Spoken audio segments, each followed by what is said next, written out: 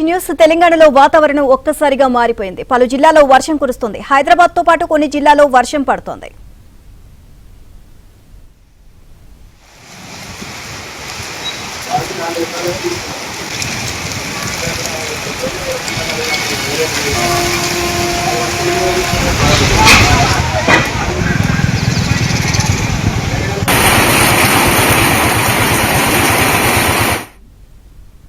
పెద్దపల్లి జిల్లా సుల్తానాబాద్ ఓదెల కాల్వ శ్రీరాంపూర్ మండలాల్లో వర్షం కురిసింది.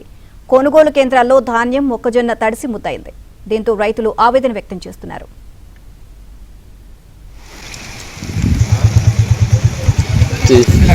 పట్టుబోసి కూడా ఈ మార్కెట్ లో 28 రోజులు అవుతుంది. వాటికి 28 రోజుల నుంచి వారం అవుతుంది. వడ్లు ఎత్తే అక్కడ ఎవరు కాంట్రాక్ట్ కూడా దిక్కులేదు. అక్కడ ఎవరు పట్టించుకోవడం లేదు. ఇక్కడ ఏ అధికారులు పట్టించుకోవడం లేదు. ఈ వ్యవస్థ ఇప్పటి దాకా కూడా వర్షం పడుతుంది. ఆలోచన ఉన్నాయి. ఇవి 28 రోజులు అవుతుంది. అక్కడ వడ్లు పోసి వడ్లను కూడా చూపిస్తానండి ఇక్కడ తీసుకుపోయి.